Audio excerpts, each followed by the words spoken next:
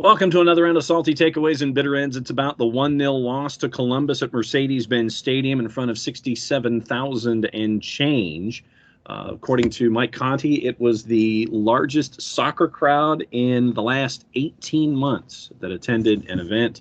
And Nick Alifi alongside for the first half. Jarrett Smith will come in the epilogue of the Barnaby Jones episode and to let us know what's going on, because there was some news that was developing, and I'm not going to say breaking because it's not official. News was developing after the match ended that I wanted to get Jarrett's perspective on as well. Opening statement, Nick Alifi, 1-0 loss in front of a large crowd, but it was good to see Joseph in the starting lineup. Great to see Joseph in the starting lineup. Unfortunately,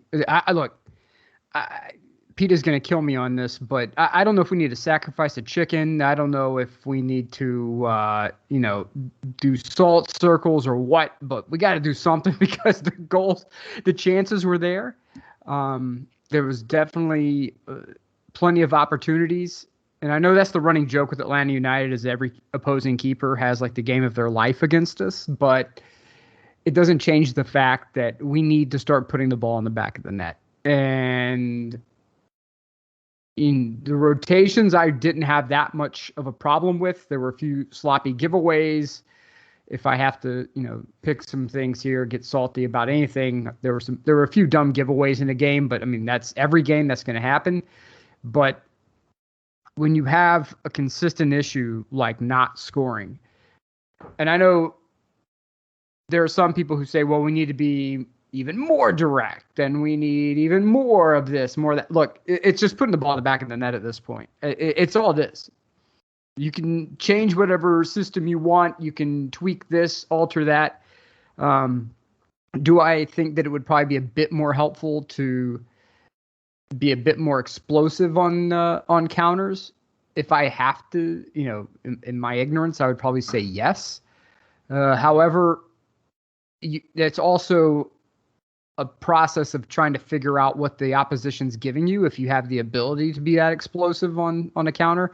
And there were opportunities there today where I thought that they could have gone a little vertical a little sooner, but it's just part of the process. Nothing is falling for this team right now. And we can scream about the transfer window.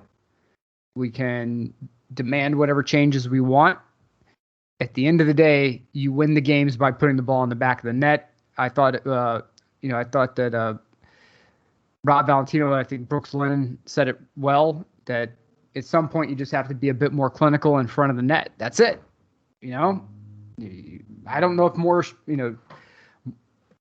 where you almost run like half court in basketball, where Right. In practice, that's all you do. You just do half field training and say, look, we're just doing everything from the half line forward and how we put the ball on frame. And it is, I think it's going to be one of those things when you get one in, then it starts forming like a cascade. But At some point, we got to start putting the ball in the back of the net. That's it, And you're getting kind of to the grinder point of the season where, if that doesn't happen, your expectations are going to need to be altered, but hopefully, again, something gets done. I don't know.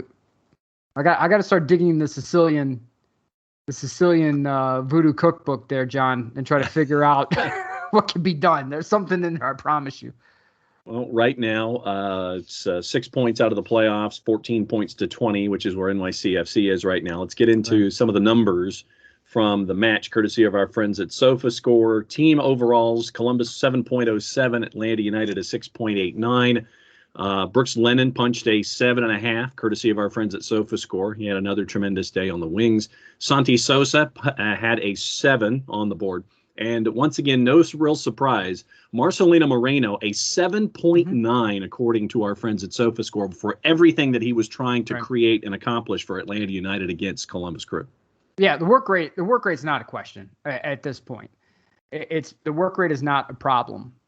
And the goal that came from Columbus was it was like a 90s Wu-Tang show where they just bum rushed where they used to bum rush the stage when Wu-Tang would go on stage. Now it's you had a corner. It was a result of a sloppy giveaway. things like that happen. And Flicked header, back Columbus, post, 3-on-2, I yeah, believe, and it goes in. yeah, they bum rushed the goal and they got it in. I mean, what can you do? It's unfortunate. It happens. As I was making my way to the seat, the ATL UTD fan number one said, "Man, we should be up 5. We should be up 5-0 right now." And the shots were there. They just gotta bring them down. Machop Chol had one that looked like it could have been a sitter for him. Instead, he parked it above the net. You had Moreno, who had a couple, I believe, that were very dangerous. Yep. And you had a couple go wide. So, again, it's at this point, if you're looking at this game individually, and it's hard to because of the struggles that we've had all throughout the season where we went out wide, some of the patterns were repeating. Look, if you, for those of you who said, look, take the shackles off, take the brakes off, the restrictor plates, whatever, let these guys go. That happened in this game. That there was more direct play, there was more incisive play, there was more direct passing. There were opportunities a foot and a half from the goal line. Yeah. And it either the keeper made a fantastic save, a defender was there to head the ball away, or the ball was placed above or beside the net. I don't know what you can do beyond that, man. Yeah. You just got to keep firing. Yeah, and you could tell early on that everyone else, when Atlanta United was in possession, was trying to get Joseph engaged, trying to get him unlocked, and try to make sure that he can get that moment that would send everyone who was in the building into absolute hysterics and blow the roof off the place. But I mean, outside of that, you could tell they wanted to get him involved early on, and then. Late first half, early second half, there was a drought of touches for Joseph Martinez because he was bookended by a very, very tight Columbus defense, and it literally was, front and behind, and those are the bookends, and Joseph was really not getting a lot of touches in the middle of the match. Yeah, just like in the NFL or college football, when you have a stud receiver.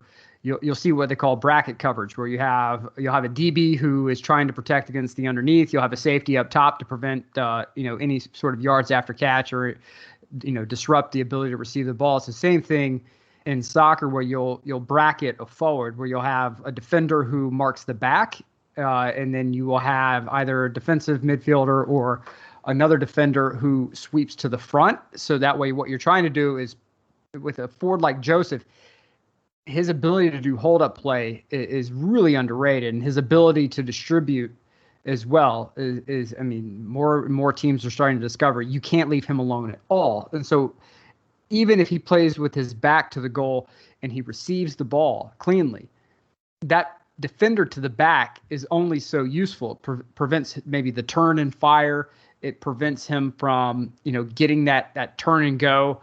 But it's, when you provide that bracket coverage, you're also trying to say, look, we don't want this guy seeing the ball at all because he's so dangerous either in distribution or in firing. We're going to bracket him. We're going to remove him from the game. And Columbus did a really good job of that. So it's, it's nothing new. I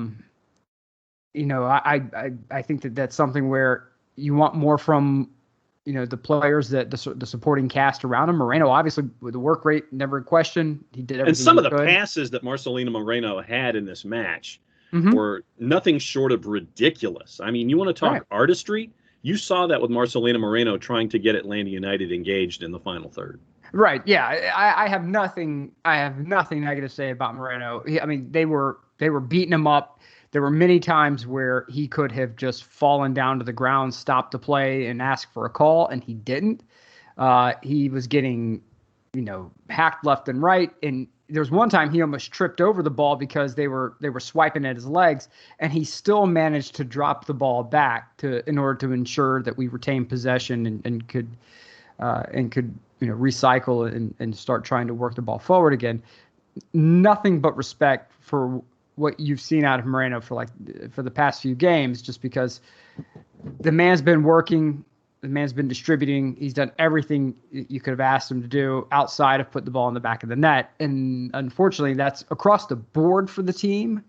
It was good to see Jürgen Damm come in, but I think that, with Jürgen, I need him to stay healthy, one, and two, I need him to get more touches on the ball. Mm-hmm. And I think that's what Rob Valentino saw, is that whenever he brought Dom in, is he saw opportunities where when Columbus would start moving everyone forward, it created lots of space in the back. So you wanted someone like Dom in the game, where before you would probably need to cycle a little bit to try to find an opportunity to get a run on. Instead, with Dom in there, he almost creates that himself with the speed, but the opportunities just didn't find themselves for that. So you can try to set your pieces up in the right way, but the opposition has a say in this as well. And let's just hop right into what folks were saying on the Twitters. And, it started late in the match with the substitution pattern. Right. And Emilio Corsi admits he gets his old angry dude opinion in by saying that Kubo and Dom are useless. I would say I understand the narrative on Dom. I really do, because the injuries. One, he has a high paycheck. He takes up a decent chunk of salary. I understand that. We're a salary cap league. Salary cap is precious. Roster spots are precious. And when somebody's been injured as much as he has, and Hasechu, who we saw today as well, right? And I understand why people are like, why is this guy getting out there? But again, if you saw what Rob Valentino was seeing in the game, where Columbus was not just dropping into a low block and parking and staying there the whole time. They were moving up the field. It created space where outside of just on the touchline, where inside the channels you had space being created, and someone like Dom could have maybe provided you with that extra burst for a run-on pass or an ability that if you were able to clear it, then you have someone with wheels like Dom who can get there. Kubo Torres, his work, again, what we talked about, the work rate is never in question. Right. You didn't want to move Joseph out of the game, right? So you I think that that's what you were looking at with Kubo Torres, is that you wanted someone who literally could put it in fifth gear, coming out of the pits, and just, you're skipping second, you're going from first to third, you're skipping fourth, going from third to fifth. And for the amount of time that Kubo Torres was in the match, you needed him in fifth gear with his imagination to go against tired legs at the back for Columbus. I understand where that substitution came from. Right, the logic, the logic makes sense, right? If he had removed Joseph and brought on Kubo, I probably would have been a little more. Mr. Corsi, I probably would have been right there with you. But I will say that I think that when you have Joseph up there, all you're trying to get from Kubo is work rate, ball retention, pressing, recovery, and get the ball to Joseph. And you're trying to find people in goal scoring areas and goal scoring opportunities who will put the ball in the back of the net. That's why you bring on Kubo in that. And again, had he removed another player, an attacking player that would have probably not have had a greater chance as putting the ball in. Different conversation. Yeah, this was an offensive substitution down a goal, and you pull Hernandez off, you put Kubo on to give you fifth gear. Exactly. And so I have no trouble with that substitution. Now, if you want to talk about from the business perspective, Kubo and Dom on the roster, that's a conversation we can have on Monday. That's great. I'm happy to have that conversation. But when it comes to the game itself, I completely understand the logic behind the moves. CNAGs, G-Rod at CNAGs 21. We just don't have good players. The DP production is nil. Franco is a waste. Barco is hurt or gone all year. Just a very sad feeling. I would disagree that we don't have good players. Do we have players that when they're on the field at the same time, do they have similar mentalities with Barco and Moreno? Possibly. That's a conversation that I think, can there certainly be explored. Franco had injuries. I think there have been moments when he's been on the field where he's had some really good moments. And I think that I think it was his first game where he had moments that weren't so great, but I'm not willing to throw him out yet. And from what I understand, his DP number's very low. It's something that could be bought down to, theoretically could be bought down to TAM. So that way you could, free up a DP slot. I would push back that we don't have good players. I think we have very good players that at the moment it's not going right. It's just not finishing. You have good players. Right. And, to your point, when we started the show, you're debating, do we sacrifice a live chicken? Or, because, right. I don't know if you can go like the Cleveland franchise in Major League and brought in the bucket of KFC as opposed to, Willie Mays Hayes, Wesley Snipes sitting there saying we should have got a live chicken. Right. It's just one of these things. Alan Franco has had to integrate into the lineup. And there's still a growth curve here. Hernandez, once again, he's a little closer to home. It's not the situation in Aberdeen where you're by yourself and it's, you're across an ocean. Once again, Hernandez is trying to integrate as well. Santi Sosa has been tremendous all season long. He's been one of the great finds of this front office. Marcelino Moreno as the straw, as I've described him to everyone else, when he is able to create and you can almost see the three-dimensional work that he's putting in and how he's thinking. And it's like, okay, I see space. I can do this. I can do this. I can do this. And the thought that he puts into his artistry is fun to watch. You have Joseph, who is now coming back to full song. And so there are a lot of different elements in this. You thought you were going to have Emerson Hyndman. You don't. He's gone for the season. You don't have Brad Gazan. You don't have Miles Robinson. No. You don't have George Bello because of international duty. You don't have Ezequiel Barco because of international duty. So it's all about the first third of the season was integrating into a new system with a new coach.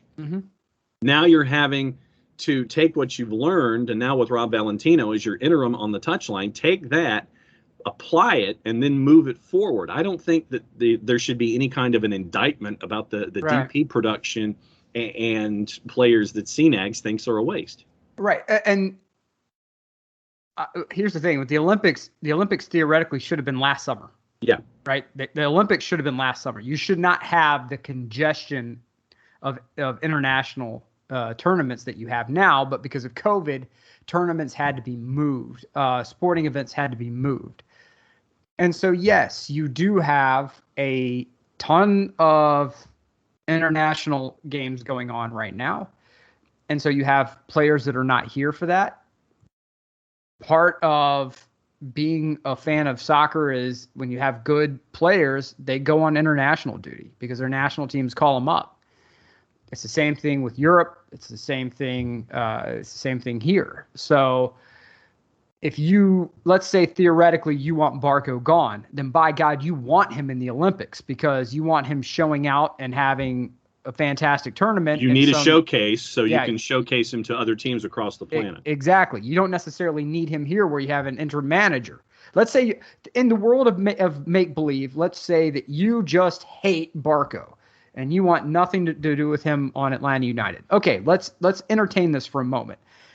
You don't want him here with an interim manager where you have a team that went from one manager and one way of doing things to another. Instead, you want him in an international tournament where he could be competitive. And if Argentina wins gold, then you're going to have international interest coming in. You have teams from Europe that are calling up. You have larger teams with bigger budgets, maybe in Brazil, calling up and saying, hey, look, we want him to come here. Spain and England and Italy that call up and say, okay, we want Barco. You want him to go do that. And, for Miles Robinson, for Bello, again, and Guzan, again, these tournaments happen and things got moved around. It sort of stinks, but it is what it is. So I really push back against the fact that we don't have good players. I think we have a lot of players that are out. We have players that are hurt, and we have players that, are trying to find their footing this year. Joseph, it is unbelievably difficult to come back from a butchered ACL because you're coming back in two ways. You got to come back physically. And even when you're fully physically fit, you've got to come back mentally. And what happens is that teams have not forgotten how good Joseph Martinez is, which is why he receives bracket coverage, which is why anywhere he goes, he has 4 defenders being drawn to him. So I don't think we have bad players. You want to see a collection of bad players? By all means, go look at Inter Miami. You can go and you can look at San Jose's got a gang of bad players. There are plenty of teams around this league that have a deficiency of talent, but right now for this team, do I think that there will be significant changes in the offseason from a playing perspective? Yes. Do I think that you want these international tournaments happening right now? If you don't like some of these players, you want these international tournaments because it gives your team the opportunity to test out youth and see maybe someone gets replaced because of a youth player that stands out, or international interest gets garnered because someone has an outstanding tournament and they're gone. So I would push back a lot on that one. But I understand your frustration, right? Well, if they're really good, why aren't there wins, right? Well, because sometimes in this wonderful sport, it just gets really dumb.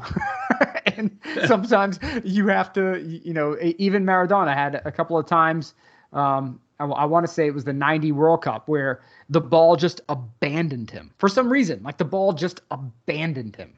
It didn't fall right. It didn't, like, stuff that he would do in his sleep, that it just didn't go right. And he had to play out of it. And Atlanta United has to play through this, and it stinks. And it's just one of those things. The last one before I know that you tag out and Jarrett Smith tags in. Michael Head, our resident Chelsea and Atlanta United fan, says 2 wins. That's all he has on the board. 2 wins, and that is it. Yeah. Look, you're not going to get excuse making out of me, man. And to anyone else on the timeline, there's a lot of talent on this team. There were obvious challenges under Gabriel Heinze that, things didn't work. Gabriel Heinze is not here anymore. You have an interim manager, but I will also say that this is what happens when you start the cycle of changing managers. You had a known change that was coming with Tata Martino. You knew he was moving on. That's fine. You brought in Frank de Boer. One season, you had really good results, even if you may have disagreed with where the matches were from an aesthetic standpoint. You had great success. Again, a couple of goals away from making MLS second consecutive MLS Cup. But the wheels fell off, especially in MLS's back tournament. You brought in you had Stephen Glass come in, interim manager. And now you had Gabriel Heinze. Gabriel Heinze is out. Now you're Rob Valentino. Man, that's a lot of managers in a very short period of time. Mm-hmm. And when I talk about what I call the law of Tennessee, this is what I talk about, which is there was a time when Phil Fulmer did not win in the exact same way that a lot of other managers around the SEC were starting to win. And Tennessee fans screamed and yelled and moaned, "We want Phil out. We want Phil out. He's past his prime. Get him out." Who'd you get? And who'd you get? Derek Dooley. Got Derek Dooley. And so it's been a carnival of head coach turnover since then, which is if you fire a manager, there is dramatic upheaval because you have brought in players to fit one manager's style. And then when that manager's gone and you bring in a new manager and an interim manager, he's just trying to make do with what he has, right? It's almost like one of those cooking shows where the chef opens the refrigerator, has random ingredients, and has to make a meal. That's what you have when you have an interim manager. And then when you bring in a new manager, you're like, okay, here's the style that I want to play. Here's my system. I need players that could do X, Y, and Z. Then scouting departments goes to work. Front office goes to work. You bring in those players. So this is why you must have consistency with the next hire. You must have someone who can come in and just they are successful and they have opportunity to struggle and fix it. Because if you just say, struggling, get them out, and I know that's what we do as fans, you have to understand you're setting your team back. And in my estimation, 2 wins is a product of the management carousel that we've had. And that's not, and some of those are known changes. Tata Martino, known change. Glassy, known change. Valentino will be a known change. Gabriel Heinze, Frank de Boer were not known changes.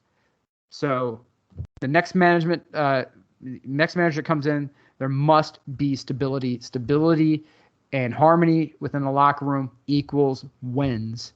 And if you don't have that, you end up with 2 wins. But the work rate is there. The team has not given up like Toronto did with Chris Armas. Right. What it appears is happening in Miami with Neville.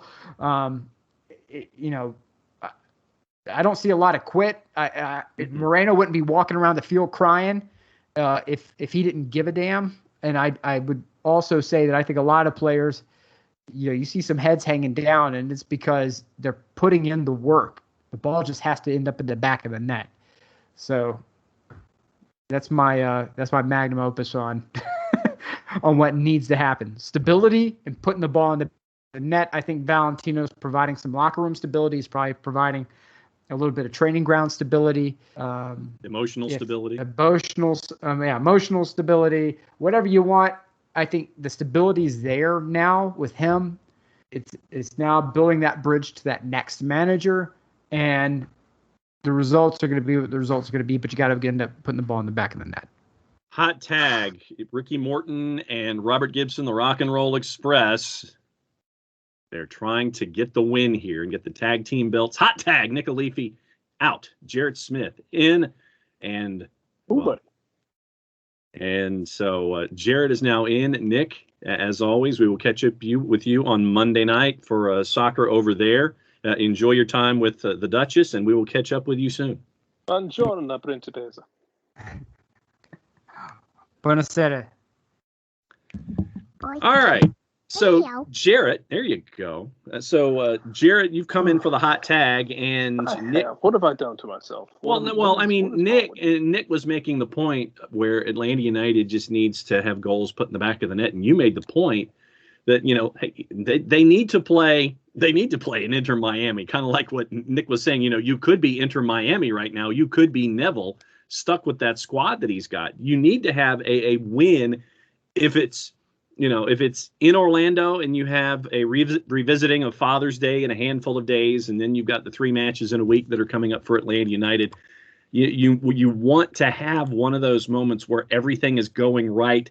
Could be at Exploria on the 30th, could be at Stade Saputo on the 4th, could be against Columbus at lower.com before the next home match is the 15th against LAFC on the 4-letter. So there are some opportunities here to get something like that done. But to the point that you made, that this team needs to have one where everything goes right. They do. It's really easy to say, and it's really hard to find. You usually don't see those coming. Like, you can look back on it and see some stuff. Like, you can look back and see the Rev wedding in 2017, because the Revs had pretty much quit on Jay Heaps. DC last year, DC was kind of a broken team at that point. But Atlanta was trying to figure themselves out too, so it was kind of weird.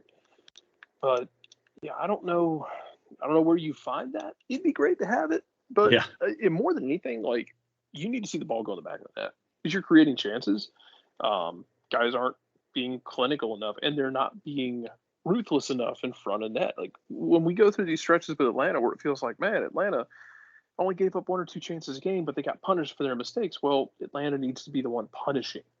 And whether that's down to guys just not being clinical enough, being unfortunate, whatever it may be, they got to figure that part out, because you're creating chances and you're playing. And I think Anton Walks talked about there were some tactical changes they had made. Like, you're playing in a way that I think everybody's looking at it and saying, this is good. The results are not there, and that's very frustrating. but the results not being there, it softens it a little bit because you can see that they're trying something and they're creating and it's just not there yet. People get a little more patient when you're in this situation. Patience doesn't last forever, unfortunately, so you need to figure it out. And that's much easier said than done. It's not like they're not trying. Nick and I were going through the timeline, got to a couple of folks who had given their thoughts on the 1-0 loss to Columbus for Atlanta United. Drew Gano says 41 shots and 1 goal in 2 games. Glad for more offense, but dang, a broadside of a barn comes to mind. Finishing drills, anyone? Yeah, that's how it feels right now. Is you're like, could you possibly have been less efficient? And the one goal you did finish, coincidentally, was a really damn good finish by Ronald Hernandez coming in and cleaning up. Where I'm still not sure if Machop Chol played the ball back to him or if Machop Chol kind of whipped on it. Right.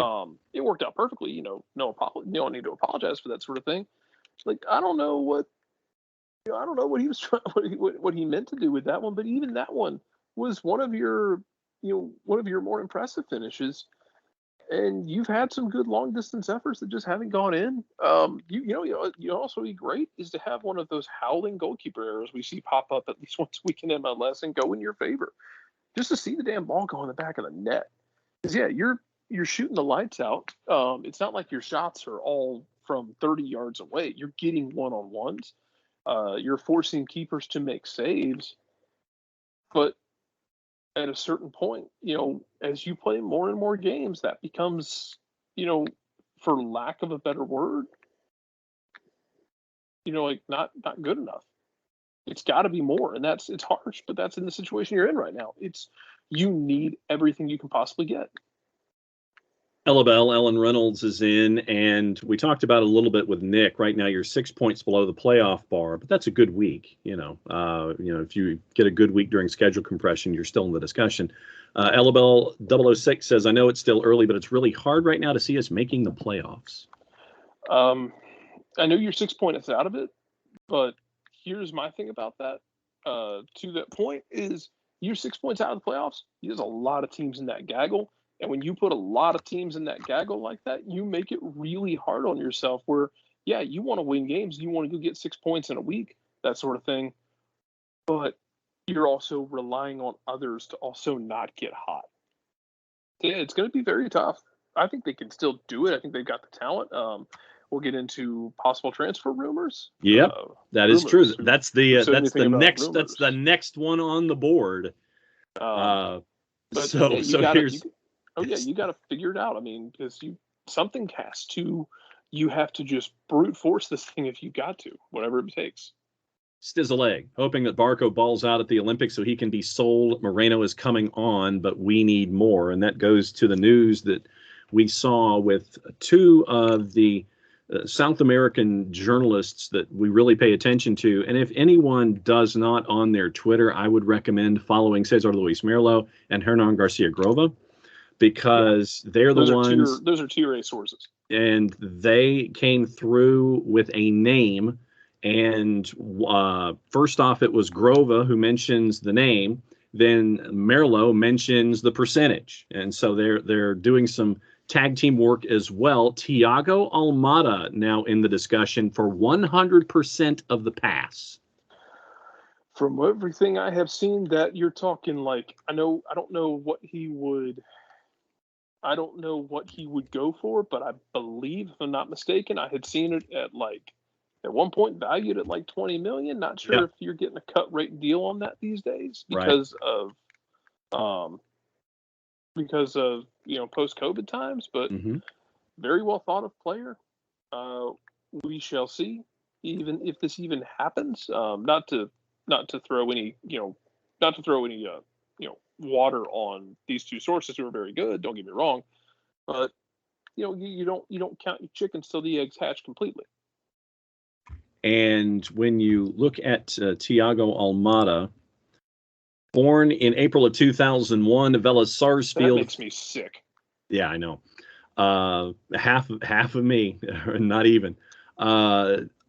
2018 Belisars Field to the present. He is wearing the number 10, 5'7", 58 appearances for Vélez, 13 goals for Thiago Almada. Also spent time for the Argentina U20s, 1 goal and 7 appearances for the U20s as well. In the 18-19 season for Vélez in the Primera División, 16 appearances, 3 goals, also League Cup and National Cup. So 21 apps in 18-19 for 4 goals, 25 appearances in 19-20 with 5 goals in all appearances. So right now, Thiago Almada might be making his way. So keep an eye on the sources in South America, but everything in the wind is pointing to this individual possibly being added to the firepower for Atlanta United. I'd love to see how he slides into this team. I just have to see, man. I mean, like I said, it's an interesting rumor. Mm-hmm. Just if for no other reason, like it's a reinforcement. Guy who plays in the middle, can kind of float out wide. I feel like that's going to give people PTSD. Here's the thing. In a perfect world, I'd love to see him play like in that 10 role. If you're going to do this 4-2-3, if you're going to do like a 4-2-3-1, I'd love to see Moreno stay in the middle, but just drop a little deeper, kind of play like a flying 8. But we'll see if this happens, how you line things up and how moves get made. I mean, a couple days left in the window. We can, we'll see what they do. And windows around the world don't all end at the same time. So No. Maybe there's guys moving in, maybe there's guys moving out. There just is no way to know right now. So yeah, keep an eye on it, and yeah, be excited about it. That's totally cool. I encourage everyone to be excited and to have fun with it. It seems like people are getting there right now of of the whole getting excited thing, because that's good. Nothing wrong with that. Like I'm glad people are. I guess my thing is I'm glad people are not like right. You'd rather folks be engaged one way or the other instead of just flatlining the whole thing. Yes, thank you. I'm trying to think of a right way to say that, but yeah, basically, I'm glad people are not just kind of being apathetic to it. Nathan Pugh absolutely cannot fault their effort or determination, just lack overall quality. They're just not very good right now. Bummer. Yeah, that's kind of how it feels. And I think they're good.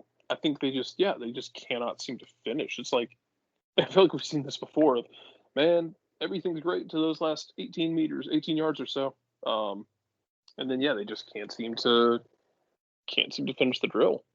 I feel like they should be better. They should be good enough to put goals on the board, put up multiple goals and pick up wins, but it's just not there. And yeah, you're not running out of time, but you're running out of wiggle room, in my opinion. Because there's so many teams in that mix with you. Also on the board, Turner Kirby. I don't know if I've ever seen a team seem to be on the front foot so much and not get full points. Seemed like they were trying to force the ball to Joseph in the first half. Nick and I talked about it a little bit in the first half of the show. And Turner says the ball has got to go into the net eventually, right? And the way that I was discussing it with Nick, where Joseph was concerned, it looked like they wanted to get Joseph engaged early. They wanted to get him involved, get the ball to him, because as we see in a lot of other sports, and we see athletes who come back from injury and come back from not having played for a while, you give them a couple of early jumpers to make sure that they can get into shooting rhythm, that kind of a thing. And that's the way I looked at it. Turner thinks that they were trying to force the ball to Joseph in the first half.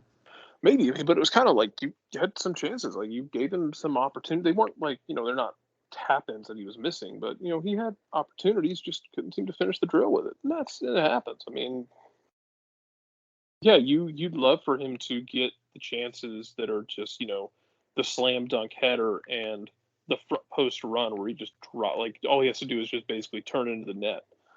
But yeah, right now you can't seem to just get anything going. And what's wild is I think the frustrating thing, part of it is like you're being dangerous from distance too. It's not like you're trying to walk the ball into the net all the time. Like Marcelino Moreno's pulling the trigger from distance and forcing some really damn good saves. So it's not like they can just stack up inside the 6-yard box and say, "Yeah, we dare you to try and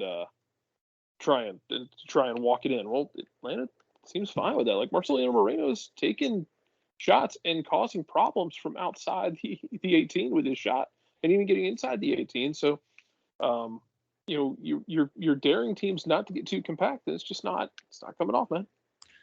David at Who Took My Thrash. I like the go-get-it attitude. Subbing Kubo for Hernandez. Why not? They kept fighting. Bad results. Strong effort. Subs look good. Dom was a little rusty, but the rest of them added to the mix. Dom is going to be on my very much list of I need you to show me something, because we've talked about Dom ad nauseum, I feel like, but yeah, Dom came in on a free. Like, you're paying him a lot of money salary wise, so I completely understand people's issue, but he came in on a free.